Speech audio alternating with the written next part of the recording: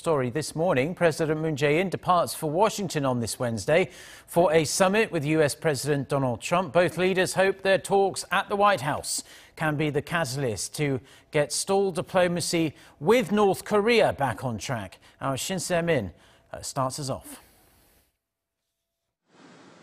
Embarking on a whistle-stop trip to Washington for a North Korea-focused summit with his U.S. counterpart Donald Trump, President Moon Jae-in's mission is to hammer home the importance of the top-down approach used so far in the denuclearization talks and the need for North Korea and the U.S. to start communicating again.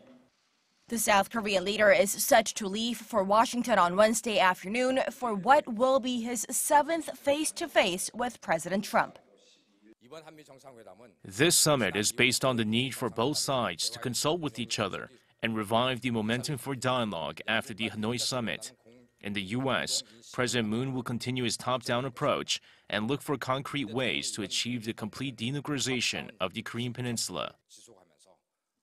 This summit comes at a time when there seems to be consensus. Both Seoul and Washington can get nuclear diplomacy back on track, even though the most recent meeting between the leaders of North Korea and the U.S. ended with no concrete outcome in February. South Korea's first couple will arrive in Washington on April 10th local time, upon which President Moon will meet with Vice President Mike Pence, Secretary of State Mike Pompeo, and National Security Advisor John Bolton, respectively.